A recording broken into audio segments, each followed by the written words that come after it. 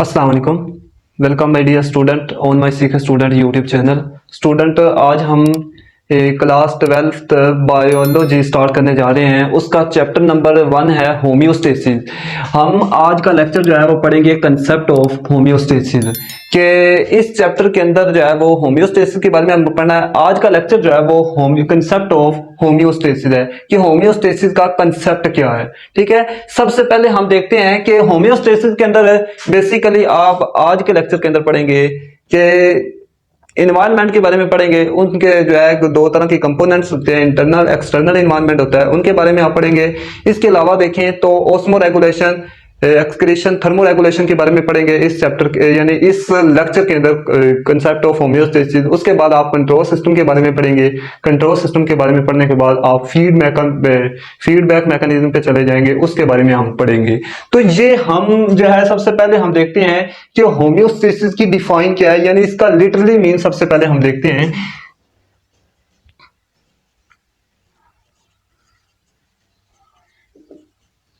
Homeo mean होता है maintain रखना, स्टेसिस मीन होता है कंडीशंस। कंडीशंस भी कह सकते हैं इसको, इन्वायरमेंट भी कह सकते हैं, लेकिन होम्यो मीन होता है मेंटेन रखना। ठीक है, यानी होम्योस्टेसिस वर्ड जो होता है ऐसे ही यूज होगा जैसे नॉर्मल रेट होता है। ठीक है, नॉर्मल रेट की तरह जो है वो होम्योस्टेसिस का वर्ड यूज होगा। इसकी डिफाइन देखें तो ये है क्या, the protection of internal environment from the harms of fluctuations in external environment is called homeostasis. ये क्या कहलाता है, होम्योस्टेसिस कहलाता है। ठीक है, क्या है ये जी, protection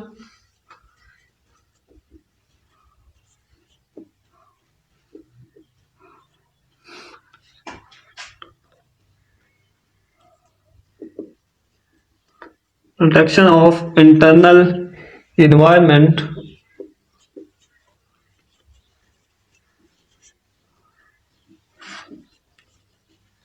from harms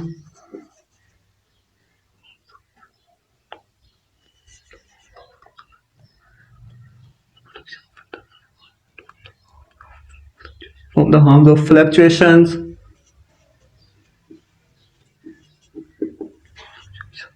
in external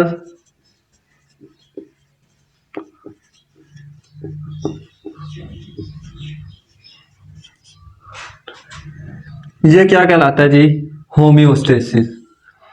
protection of internal environment from harms of fluctuations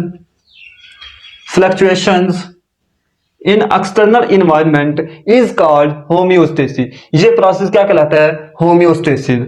यानी हमारी दो तरह की इन्वायरमेंट है। ठीक है, एक इन्वायरमेंट आपकी बॉडी से बिल्कुल बाहर है। ठीक है, यहाँ पे कमरे के अंदर जो है आपके वो भी इन्वायरमेंट आ जाएगा, और आपकी कमरे से बाहर जो है वो सारे का सारा माहौल जो है वो एक तरह का इन्वायरमेंट है, वो उसे कहते हैं इन्वायरमेंट।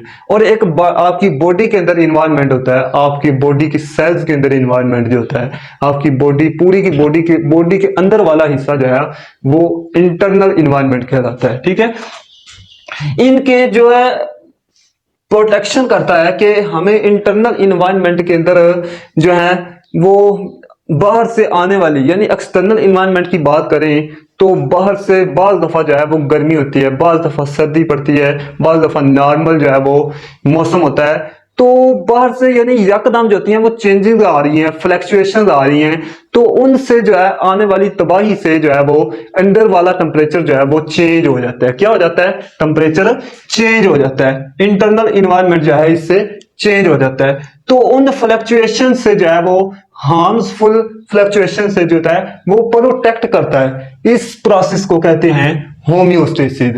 आगे देखिए, इन्वायरमेंट जो होता है वो दो तरह का होता है। कितनी तरह का इन्वायरमेंट होता है, दो तरह का होता है।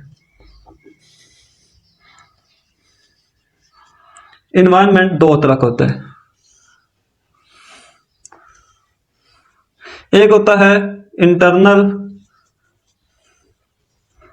एक होता है एक्सटर्नल।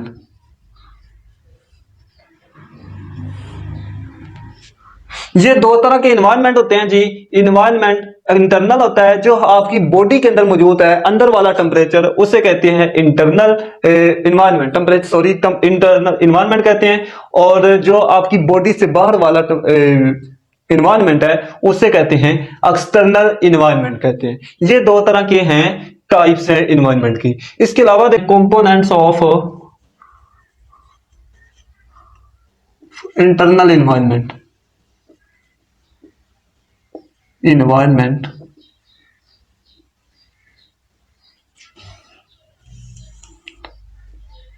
कंपोनेंट्स क्या होते हैं। फर्स्ट पे हम बात करें तो टेम्परेचर आ जाता है। क्या आ जाता है? टेम्परेचर। सेकंड पे हम बात करें तो साल्ट्स आ जाते हैं। थर्ड पे हम बात करें तो हमारे पास आ जाता है सोल्यूट्स आ जाते हैं, सोल्यूट्स। ठीक है, ये तीन तरह के कंपोनेंट्स है हमारे इंटरनल इन्वायरमेंट के अंदर। आपकी बॉडी के अंदर जो पाया जाने वाला इंटरनल इन्वायरमेंट है जी, उनके तीन तरह के पार्ट्स हैं, हिस्से हैं। टेम्परेचर है, साल्ट्स है, सोल्यूट्स है। इनके बारे में हम पढ़ने जा रहे हैं कि होम्योस्टेसिस के अंदर इन तीनों को कैसे मेंटेन किया जाता है, इनका यानी होम्योस्टेसिस कैसे मेंटेन कर रहता है। ठीक है, जितना हमारी बॉडी को टेम्परेचर चाहिए उतना देना। ठीक है, अब हमारी बॉडी का टेम्परेचर जो वो रहता है तकरीबन 36 डिग्री टू 38 डिग्री सेंटीग्रेड तक रहता है। तो इसके अलावा देखिए, जितने हमारे साल्ट्स को जरूरत है उसको मेंटेन रखना, उनको मेंटेन रखना। ये किस तरह मेंटेन रखता है? जितनी हमारी बॉडी को सॉल्यूट्स की जरूरत है उनको मेंटेन रखना।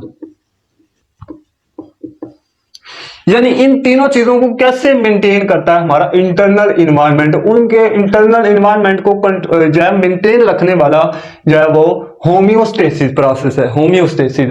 आगे हम जो है ये इनका पढ़ेंगे। जितना सॉल्यूट्स की हमारी बॉडी को जरूरत है उतना उसको प्रोवाइड करना, जितनी कम की जरूरत है कम जो है वो प्रोवाइड करना, ज्यादा की जरूरत है तो ज्यादा जो है वो उसको देना। तो जितने साल्ट्स की हमारी बॉडी को जरूरत है उतना उसको जो है प्रोवाइड करना, यानी कम की जरूरत है ज्यादा की जरूरत है उसको देना उतना। तो इसके अलावा टेम्परेचर क्या है? जितना हमारी बॉडी का टेम्परेचर है नॉर्मल, हमारा बॉडी का टेम्परेचर 36 टू 38 डिग्री सेंटीग्रेड रहता है, तो इसको इतना प्रोवाइड करता है। ये होता है होम्योस्टेसिस का काम। इसके अलावा देखिए वो कैसे मेंटेन करता है कि हम होम्योस्टेसिस के अंदर कुछ टाइप्स पढ़ने वाले हैं। टाइप्स ऑफ होम्योस्टेसिस, वो कौन कौन सी टाइप्स हैं जी होम्योस्टेसिस की। वो फर्स्ट पे हम बात करें तो आ जाती है हमारे पास ओस्मो रेगुलेशन आ जाती है।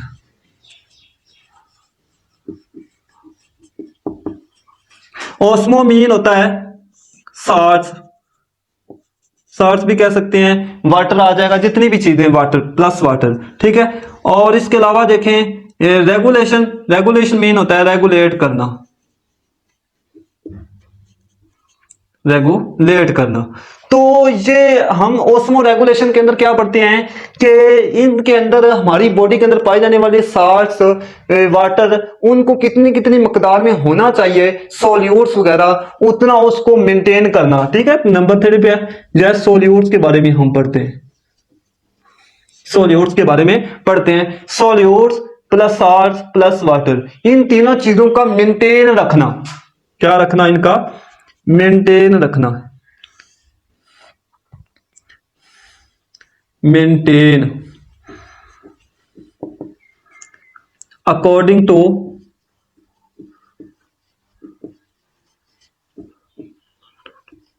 बॉडी, अकॉर्डिंग टू बॉडी, हमारी बॉडी के मुताबिक जो है वो मेंटेन रखना, according to body. Solute plus salt plus water, इनको जो है रेगुलेट करके रखना, मेंटेन करके रखना। ये क्या कहलाता है? ओस्मो रेगुलेशन कहलाता है। आपकी बुक के अंदर दिया गया है कि mechanism of regulation generally between organism and its environment of solute and the gain and lose of water. यानी हमारी जो बाहर का एनवायरनमेंट है उससे सॉल्यूट का लूज हो जाए, या चाहे वाटर का लूज हो जाए, उसका कम ज्यादा हो जाए, तो उसको पूरा करना, उसको मेंटेन करना किसका काम है? ओस्मो रेगुलेशन का काम है। इसके अलावा आगे देखें, एक्सक्रीशन के बारे में हम पढ़ते हैं। यह है osmo regulation.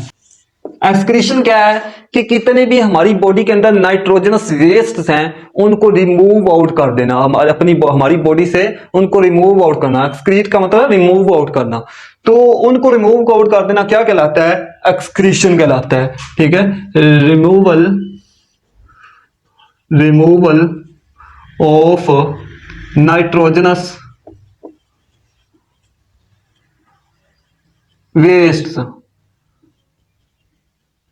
Our body, from our body, हमारी बॉडी से जो होता है नाइट्रोजनस वेस्ट का निकाल देना क्या कहलाता है? एक्सक्रीशन कहलाता है। ठीक है, यानी इसकी आसान एग्जांपल ये भी ले सकते हैं आप, यूरिया।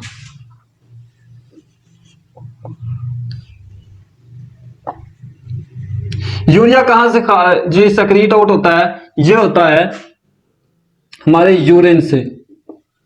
यूरिन, उस सिस्टम को क्या कहते हैं जी? उस सिस्टम को कहते हैं एक्सक्रीटरी सिस्टम। एक्सक्रीटरी सिस्टम कहते हैं, एक्सक्रीटरी सिस्टम कहते हैं। तो इसके अंदर से जो है वो यूरिन से जो है वो यूरिया खारिज होता है, ये इसकी एक्सक्रीशन की एग्जांपल है। इसके अलावा देखें, नाइट्रोजनस वेस्ट होते हैं, आपकी बॉडी से स्वेट जो है, आपका पसीना जो है वो बॉडी टेम्परेचर से जो है रिमूव आउट हो रहा है। ठीक है, जब ज्यादा गर्मी पड़ती है तो गर्मी का मौसम होता है तो हमें पसीना आता है, तो पसीना आना क्या है? ये भी एक्सक्रीशन है, ये भी क्या है? एक्सक्रीशन है। इसके अलावा देखें तो सेकंड पे हम देखते हैं प्रोसेस कौन सा है, वो है thermo regulation. Thermo thermo regulation, therm mean होता है हीट, रेगुलेशन मीन रेगुलेट करना। तो इसके अंदर जो है वो हम हीट को रेगुलेट करते हैं, मतलब हम अपने टेम्परेचर को, बॉडी टेम्परेचर को मेंटेन करके रखते हैं, जितना हमारी बॉडी को टेम्परेचर चाहिए टॉलरेबल रेंज तक। आपकी बुक के अंदर दी गई है डिफाइन इसकी, the maintenance of internal temperature within a tolerable range is called as thermo regulation. यानी हमारी बॉडी के अंदर वाला इंटरनल टेम्परेचर है उसको मेंटेन करना, maintain of internal temperature.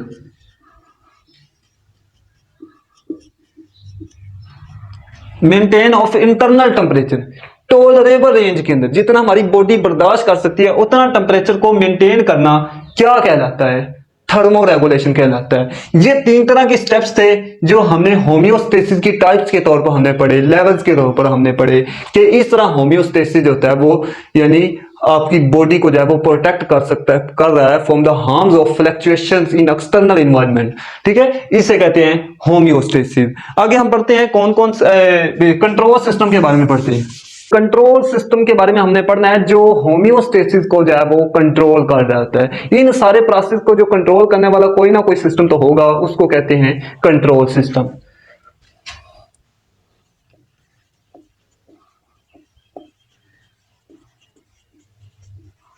Control system, इसके तीन तरह के पार्ट्स होते हैं। फर्स्ट पार्ट की हम बात करें तो रिसेप्टर कहलाता है। क्या कहलाता है? रिसेप्टर कहलाता है। रिसेप्टर जो होता है कि बाहर से आने वाली एनी चेंज, ठीक है, हमारी बॉडी के अंदर कोई चेंज आ जाता है, बाहर से टेम्परेचर का डिफरेंस हुआ, टेम्परेचर ज्यादा कम ज्यादा हो गया, साल्ट की कमी ज्यादा होगी तो सोल्यूट्स, ये सारी चीजें, एयर का जो होता है, एयर के अंदर नमी जो है वो ह्यूमिडिटी जो पाई जाती है उनका कम ज्यादा हो जाना, तो क्या एनी चीज हमारी बॉडी का इंटरनल टेम्परेचर बरकरार रहेगा? पहले वाला नहीं रहेगा। यकदम जो है जब फ्लक्चुएशन हमारी इन्वायरमेंट के अंदर आएंगी, एक्सटर्नल इन्वायरमेंट के अंदर आएंगी, तो हमारी बॉडी का टेम्परेचर बरकरार नहीं रहेगा। तो ये कंट्रोल सिस्टम का जो फर्स्ट पार्ट है वो यह डिटेक्ट करेगा, क्या करेगा? Detect of any change any change, जो भी कोई तब्दीली आएगी बाहर से, तो हमारे इंटरनल टेम्परेचर जो है वो भी चेंज थोड़ा सा होगा, तो वो होने से पहले जो होता है वो फौरी जो है वो डिटेक्ट करेगा एनी चेंज जो भी आएगी, तो उस चेंज को क्या करेगा, आगे भेज देगा। सेकंड 2 पे हम बात करें तो वो कौन सा आता है, control centre. Control centre, control centre वो चेंज को जो है डिटेक्ट करेगा तो कहां पे ले जाएगा, कंट्रोल सेंटर के पास ले जाएगा। वो इंफॉर्मेशन आगे कंट्रोल सेंटर जो होता है वो रिसीव क्या कर लेगा, receive receive the information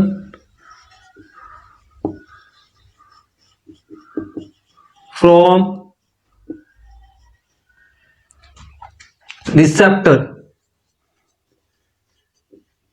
receptor से जो है वो इंफॉर्मेशन सारी की सारी ले लेगा कि क्या तब्दीली आई है इंटरनल इन्वायरमेंट। सबसे पहले तो एक्सटर्नल इन्वायरमेंट चेंज हुआ, तो एक्सटर्नल इन्वायरमेंट में की वजह से, चेंज होने की वजह से ज्यादा गर्मी होगी, ज्यादा सर्दी या पड़ने लगी, यकदम या नॉर्मल मौसम हो गया, यकदम गर्मी से जो है वो ठंडा मौसम हो गया, तो ये क्या, ये वो सारी की सारी इंफॉर्मेशन जो है रिसेप्टर जो है वो रिसीव करेगा, इंफॉर्मेशन देगा कंट्रोल सेंटर को। ठीक है, यानी रिकॉर्ड पे भी बात करें तो क्या आता है इसमें कि अब फैक्टर्स की हम बात करते हैं। अब फैक्टर्स की, अब फैक्टर्स क्या होते हैं, आगे फैक्टर्स की जो सारी इंफॉर्मेशन है ये एक्शंस करेगा, ये क्या करेगा, कंट्रोल, जब रिसेप्टर से उसे इंफॉर्मेशन मिलेगी कंट्रोल सेंटर को, तो कंट्रोल सेंटर जो है वो इंफॉर्मेशन सारी की सारी रिसेप्टर तक पहुंचाएगा, फैक्टर्स तक पहुंचाएगा। फर्ज करें कंट्रोल सिस्टम, कंट्रोल जो है वो सेंटर है कौन कौन से, वो आपकी बॉडी के अंदर जो है वो रखे हुए हैं, यानी ब्रेन है आपकी बॉडी के अंदर प्लस स्पाइनल कोड। ये कंट्रोल सेंटर जो है वो एक्शन करेगा, यानी ब्रेन होगा या स्पाइनल कोड होगा जो भी, तो वो एक्शन करेगा, तो वो आगे जो है वो इंफॉर्मेशन, इन सारी इंफॉर्मेशन को जो है वो अफेक्टर्स तक भेजेगा, यानी स्पाइनल कोड, ब्रेन वगैरह जो होते हैं ये अफेक्टर्स तक इंफॉर्मेशन भेज देंगे। अफेक्टर्स कौन कौन से होते हैं, सबसे पहले हम पढ़ लेते हैं। फर्ज करें तो आपकी बॉडी के अंदर जो है वो टंग है, टंग जबान, ठीक है, आपकी जबान क्या करती है, यानी सेंसी करती है, जब भी आप कोई भी चीज खाते हैं तो उसका जो है वो जायका बताती है, क्या बताती है, जायका कड़वा है, मीठा है, कौन सा है, ठीक है, वो सारा जायका जो है वो बता देती है टंग। इसके अलावा आपकी बात करें, इसके अलावा जितने भी मसल्स हैं आपकी बॉडी के अंदर, मसल वो सारे के सारे क्या हैं, वो रिसेप्टर्स हैं, वो क्या हैं, अफेक्टर्स हैं। वो भी मसल्स जो होते हैं वो भी बताते हैं कि मूवमेंट के बारे में, जब हम जो है वो आगे जो है रेस्पॉन्स करते हैं, यानी इसका मतलब क्या है कि वो रेस्पॉन्स देते हैं, यानी आपको जब भी स्पाइनल कॉर्ड से ब्रेन से मैसेज जाएगा तो आप फौरी जो है रेस्पॉन्स करेंगे, आपने चलना है तो चलेंगे, बैठना है तो बैठेंगे, अपनी हाथों को हिलाना है तो हिलाएंगे। ये सारा प्रोसेस जो होता है ये फैक्टर्स का होता है, ये क्या करता है, रेस्पॉन्स होता है। ये था कंट्रोल सिस्टम। कंट्रोल सिस्टम के अंदर भी इसी तरह का होता है, लेकिन उनके अंदर भी 2-3 चीजें इस तरह की, रिसेप्टर होता है, कंट्रोल सेंटर होता है, तो अफेक्टर होता है। ठीक है, इसके अलावा हम 1-2 चीजें और देख लेते हैं इसके अंदर। ये क्या है, सेल है, इसके अंदर जो है वो ये सेल है। ठीक है, सेल का ये वाला पार्ट जो है ये इंटरनल इन्वायरमेंट है। ये क्या है, इंटरनल इन्वायरमेंट। तो सेल का ये वाला पार्ट जो होता है इंटरनल इन्वायरमेंट है, और सेल की ये बाहर वाला पार्ट जो है ये एक्स्ट्रा सेलुलर या इंट्रा सेलुलर भी इसको कह सकते हैं, इंटरनल इन्वायरमेंट भी कह सकते हैं। सेल की हम बात कर रहे हैं तो इसको हम लिख देंगे एक्स्ट्रा सेलुलर इन्वायरमेंट। तो इसके अलावा देखें तो आपकी बॉडी के बाहर वाला ये वाला सारे का सारा, ये वाला सारे का सारा, ये क्या कहलाता है जी, एक्सटर्नल इन्वायरमेंट। इसे कहते हैं एक्सटर्नल इन्वायरमेंट। एक्सटर्नल इन्वायरमेंट कहते हैं स्टूडेंट।